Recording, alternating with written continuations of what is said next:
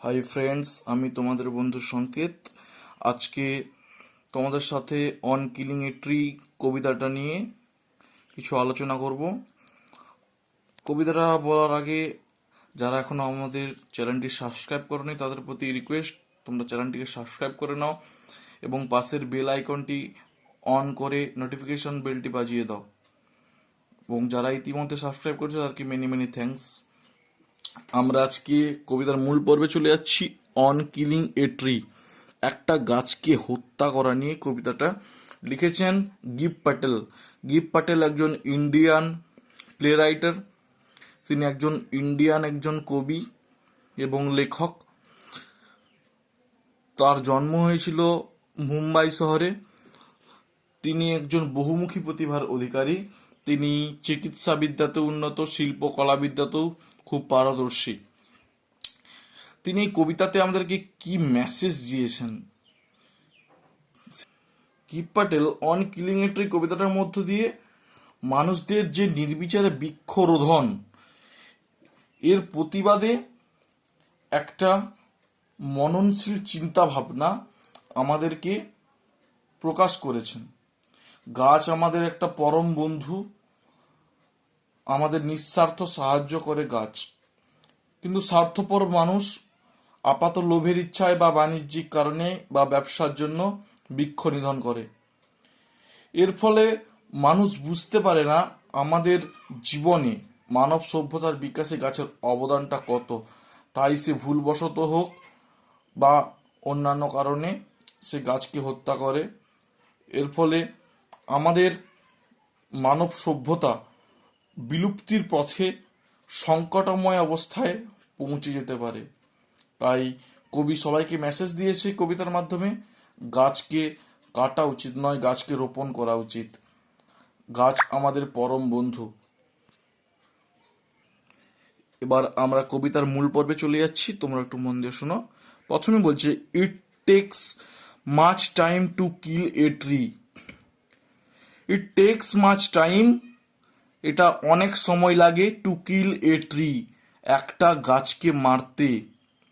Not a simple zap of the knife, সামান্য ছুরির আঘাতে। উইল ডু ইট, মরবে না এটা। উইল ডু ইট, মরবে না এটা। এটাকে here it refers to the tree. It has grown, সে বেড়ে উঠেছে। স্লোলি কনজিউমিং দি আর্থ, ধীরে ধীরে পৃথিবী থেকে তার পুষ্টি রসদ উপাদান নিয়ে। Rising out of it, feeding, ওপরের দিকে উঠে খাদ্য গ্রহণ করে। আপন ইটস ক্রাস্ট অ্যাবজর্বিং, ভূপৃষ্ঠের উপরের ত্বক থেকে years of Sunlight, air and water, বহুকাল ধরে সানলাইট রোদ, এয়ার বাতাস, ওয়াটার জল। অ্যান্ড আউট অফ ইস লেপ্রসাইট, তার কুষ্ঠ রোগাক্রান্ত ছাল চামড়া। লেপ্রসেন মানে কুষ্ঠ রোগাক্রান্ত অর্থাৎ কোকড়ানো কুঞ্চিত ছাল চামড়া। স্পোর্টিং লিভস, স্পোর্টিং গজায়, লিভস নতুন কচি পাতা। তাহলে এই প্রথম স্ট্যান্ডার্ডের মধ্যে কবি কি বোঝাতে চেয়েছেন? একটা গাছকে আমরা সহজে হত্যা করতে পারবো না। সামান্য ছুরির আঘাতে কিন্তু গাছকে হত্যা করা যায় না, কারণ সে ধীরে ধীরে পৃথিবীর রসদ নিয়ে জন্মেছে, পৃথিবীতে বাঁচতেছে, ভূপৃষ্ঠের উপর সে ত্বকের বসবাস করছে। সে রোদ জল বাতাসের সংশ্লেষে নিজের কুষ্ঠরোগাক্রান্ত ছাল চামড়ায় নতুন কচি পাতার জন্ম দিয়েছে। তারপর সেকেন্ড স্ট্যান্ডার কি বলছে? সো হ্যাক অ্যান্ড চপ, তাই কুপিয়ে, সো হ্যাক কুপিয়ে, অ্যান্ড চপ কেটে টুকরো টুকরো করে। বাট কিন্তু this alone won't do it, কিন্তু এতেও হবে না কিছু। Not so much pain will do it, এতেও সে একটু কোনো কষ্ট পাবে না। দ্য ব্লিডিং বার্ক, রক্তাক্ত বাকলগুলো, উইল হেল, যাবে শুকিয়ে। And from close to the ground, এবং আর যেটুকু আছে ভূমির কাছাকাছি উইল রাইস কার্লড গ্রিন টুইগস, সেখানেও উঠবে জেগে কুঞ্চিত নতুন পাতা। গ্রিন টুইগস নতুন পাতা। মিনিয়েচার বাউশ, মিনিয়েচার বাউশ ছোট্ট ছোট্ট শাখা পোশাখা, মিনিয়েচার ছোট্ট ছোট্ট বাউশ শাখা পোশাখা। Which if unchecked will expand again, ছেটে না দিলেই ওরা উঠবে বেড়ে। Which is unchecked will expand again, যদি না ছেটে দেওয়া হয় তবে সেগুলো উঠবে আবার বেড়ে। টু ফরমার সাইজ, পুনরায় আগের চেহারায়। তাহলে এই প্যাসেজটা বা এই প্যারাটার মধ্যে কি কি বলতে চাইছে, আমরা গাছকে যতই টুকরো টুকরো করে কুচি কুচি করে কাটি না কেন, গাছের এতেও কোনো কষ্ট হবে না। সে এই ভূমির কাছাকাছি থাকবে, তার ওই কুকড়ানো বাকলগুলি থেকে নতুন পাতা গজাবে। গাছের যদি শাখা পোশাখা না ছেটে দেওয়া হয় তাহলে ওখান থেকে উঠবে আবার নতুন পাতা, এবং সেগুলো আগের মতো সাইজেই আগের মতো চেহারা ও রূপ নেবে। নো, না। The root it to be pulled out, মূলটাকে ওপড়াতে হবে। The root is to be pulled out, মূলটাকে উপড়ে নিতে হবে। কোথা থেকে?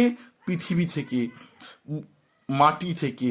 Out of the anchoring earth, নোঙর করা ভূমির ভেতর থেকে। নোঙর করা ভূমি মানে পৃথিবীর বুকে, পৃথিবীর গর্ভে, পৃথিবীর মধ্যে অবস্থিত মাটি মধ্যে যে গাছের মূলটা আটকে আছে সেখান থেকে তাকে উপড়ে ফেলতে হবে। It is to be roped tight, দড়ি দিয়ে বেঁধে ফেলতে হবে। ইট ইজ রোপড, বেঁধে ফেলতে হবে দড়ি দিয়ে, টাইট শক্ত করে। And pulled out, snapped out, এবং দিতে হবে জোর টান, হিচকে টান। অর পুলড আউট এন্টায়ারলি, যা সম্পূর্ণরূপে উৎপাটিত করতে পারবে। তাহলে কি বলছে? অ্যান্ড পুলড আউট, টান দিতে হবে। স্ন্যাপড আউট, আরো জোরসে হিঁচড়ে টান দিতে হবে। অর পুলড আউট এন্টায়ারলি, যা সম্পূর্ণরূপে উৎপাটিত করতে পারবে। Out from the earth cape, পৃথিবীর গুহা থেকে। অ্যান্ড দ্য আর্থ কেপ বলতে পৃথিবীর গুহা মানে পৃথিবীর মধ্যে যে পৃথিবীর শিলামণ্ডলে মধ্যে অবস্থিত যে গাছের যে শিকড় বা মূল, তাতে সেটা আটকানা আছে, তাই সেটা যখন টেনে আমরা উপড়ে নেব তখন একটা গর্ত বা হোলের সৃষ্টি হবে, সেটাকে আর্থ কেপ বা পৃথিবীর গুহা বলেছে। তারপর বলছে and the strange of the tree exposed, গাছের শক্তি দেখবে সকলে। গাছের শক্তি সকলে দেখবে মানে গাছের পাওয়ার কত, সে কতটা তাকে শক্তি প্রয়োগ করলে, কতটা জোরে তাকে হিঁচড়ে টেনে বের করলে সেই গাছের মূল শুদ্ধ উপড়ে আসে, সে কতক্ষণ নিজেকে সেই টানাটানির হাত থেকে বাঁচিয়ে পৃথিবীর গুহার মধ্যে আটকে রাখতে পারে, তাকেই বলা আছে অ্যান্ড দ্য স্ট্রেঞ্জ, গাছের শক্তি of the tree exposed. The source white and wet, উৎস যেটা সাদা আর ভিজে। তাহলে দি সোর্স, উৎসটা মানে গাছের মূলটা হোয়াইট অ্যান্ড ওয়েট, আমরা সকলেই জানি গাছের মূলটা সাদা রঙের হয় আর একটু সফট, একটু ওয়েট, একটু ভিজে টাইপের হয়। দি মোস্ট সেন্সিটিভ হিডেন, সবচেয়ে সংবেদী, সেন্সিটিভ, যেমন আমাদের সেন্সিটিভ অর্গান থাকে, যেমন সংবেদী অর্গান, সবচেয়ে সংবেদী। হিডেন, লুক্কায়িত বা লুকোনো। For years inside the earth, অনেক বছর ধরে মাটির ভিতরে। দেন দি ম্যাটার, এরপর।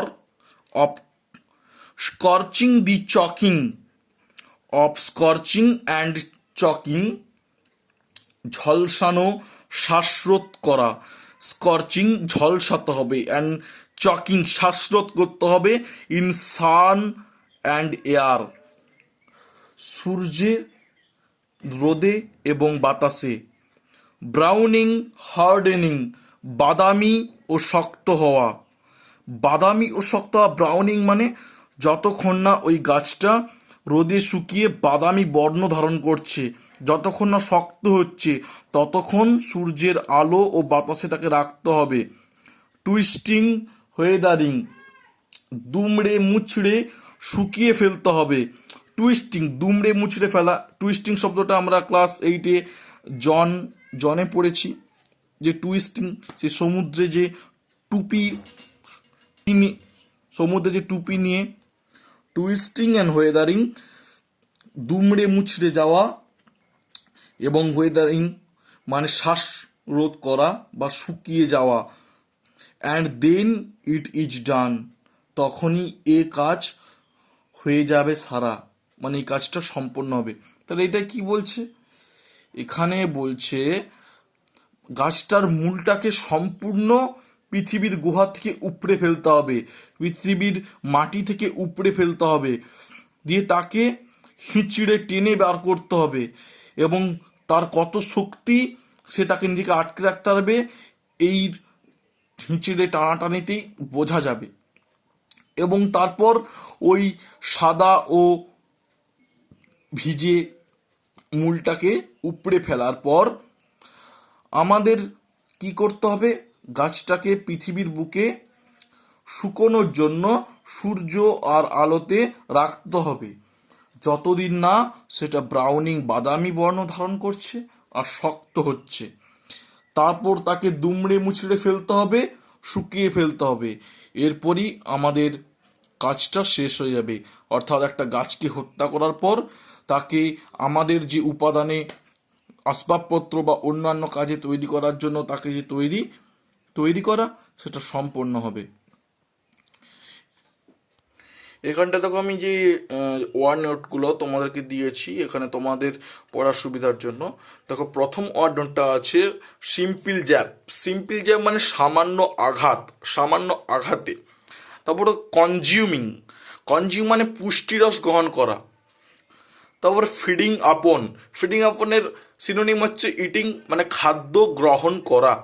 তারপর অ্যাবজর্বিং মানে কি? ধীরে ধীরে শোষণ করা। তারপর লেপ্রস মানে কুষ্ঠরোগে আক্রান্ত ত্বকের মতো, মানে কোঁকড়ানো কুঞ্চিত ত্বক বা খসখসে ত্বক।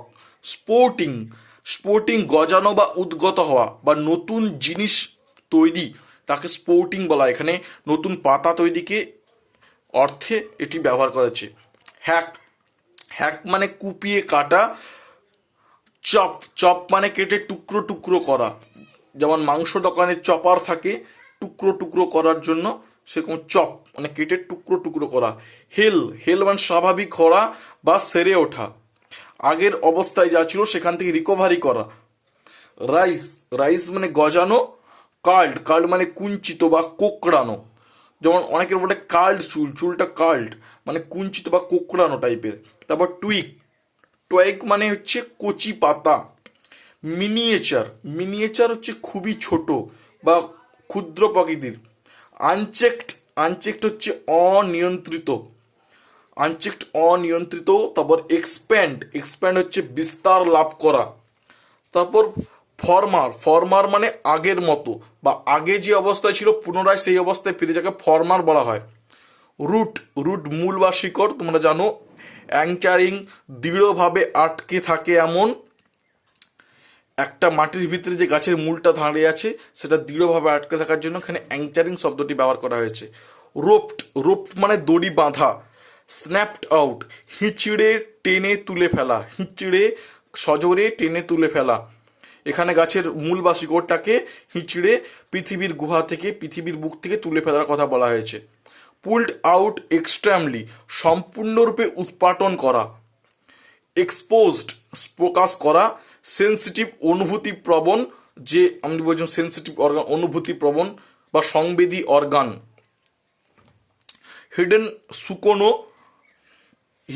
হিডেন লুকোনো বা অদৃশ্য। স্কর্চিং পোড়ানো।